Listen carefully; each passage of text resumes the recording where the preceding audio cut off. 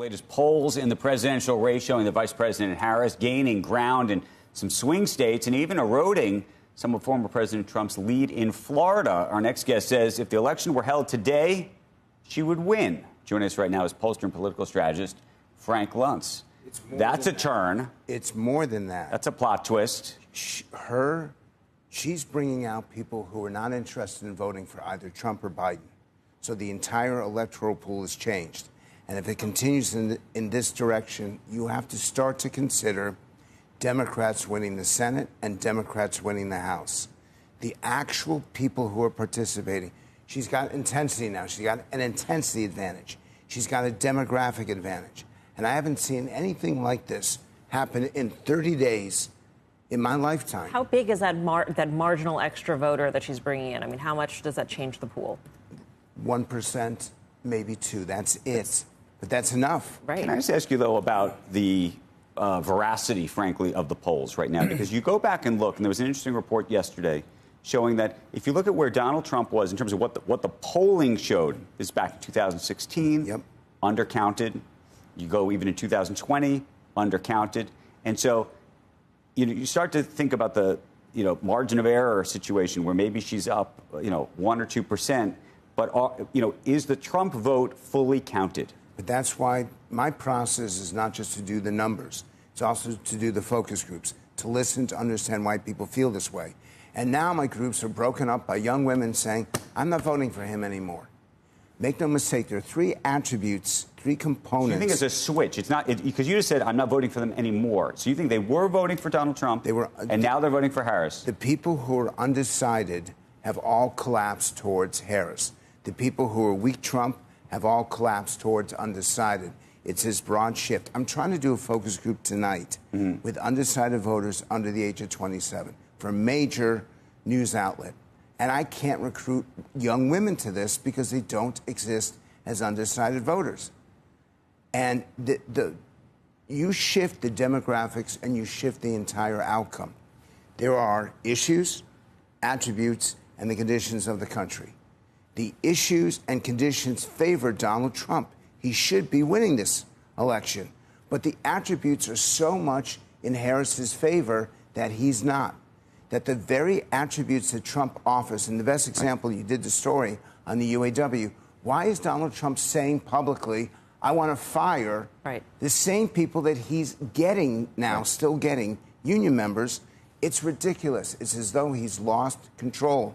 And I know that there are billionaires who watch this show who are spending a lot of money on Donald Trump, and they don't understand why he's committing political suicide. What can he do? Are these problems fixable? It sounds like the reason why women or undecided women are now deciding to vote for Kamala Harris, those are things that cannot be fixed. Yes. So there are 3 issues. Number 1 is affordability. We should not call it inflation ever again. It's housing, health care, food, and fuel. And the people that Trump needs cannot afford it either every week or every month. Second, wasteful Washington spending, which you're not talking about anywhere. This was an issue over the last 8 years. Hardworking taxpayers hate it when they see their money being wasted. And third, it's not just immigration, it's safety and security. And I brought the headline here. I look at this. I walked into your office. I don't know if you can get this. This is the New York Post. It says $5 billion, shocking amount New York City taxpayers have spent on migrants, and it's still going up. And this people will look at this and go, damn it. Right. Or even worse, Trump should be winning. But the attributes, there are 3 things that people are looking for there. By the way, it's a cube. 3 different areas, 4 different components. Number 1, who's got results? Trump actually can show it. Trump has the advantage there. Number 2, a detailed plan of action, which he's about to release tomorrow.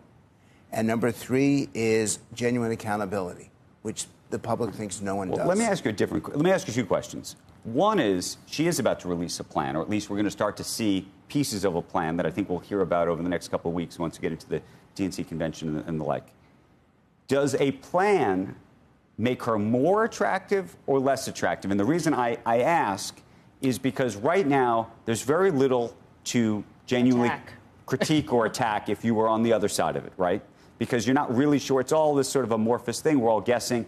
Does she tack to the center? Does she tack to the left? What are we about to see, right? at some point, if you actually have a detailed plan, no matter what it is, if you're on the other side of it, you're going to be able to say, well, let me nitpick this, let me nitpick this, let me nitpick this. I heard this in 1994 when the GOP put forward the Contract with America, which reversed 40 years of Democratic control. If that plan of action, those details, are things that the public wants, they will ignore the criticism, and these soft voters will become intense voters. She's talking about the number one issue facing the country, and Donald Trump is talking about crowd size. What the hell, Andrew? I'm not disagreeing with you. I'm asking you a slightly different question, which is, does the policy piece become an advantage or a disadvantage? And the other element of that is, it is possible, if she does, for example, attack to the center, I imagine the critique will then be, well, where were you? You know, are we supposed to believe what you're saying today, or are we supposed to believe you before? And then you get into this sort of John Kerry flip-floppy thing. I mean, there's going to be lots of ways that people will critique wherever she lands. But if she's landing on making life more affordable for more people, that's the place to be. Her weakness right now are male union voters who traditionally vote Democrat over Republican by about 20 points. Trump is still outperforming her there. These paycheck-to-paycheck voters that I speak of, don't call them blue-collar. They don't relate to that. And don't call them working class, because they actually resent it. They are challenged every week, every month to make ends meet. They want someone to make life more affordable to them. Even if she's attacked, then she's being attacked for fighting to make things more affordable. Frank, we got to run, but the final question, what states to you are in play? I mean, what are the true swing states at this point? It's the same ones that we know of: Pennsylvania, Wisconsin, Michigan.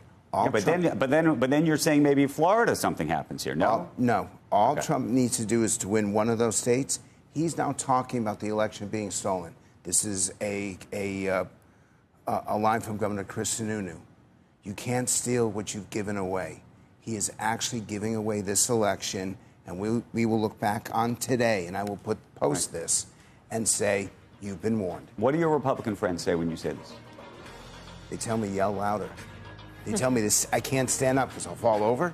They tell me to stand up, scream on shows like this, wake the hell up to the president, former president, because this could be a sweep in November if he doesn't.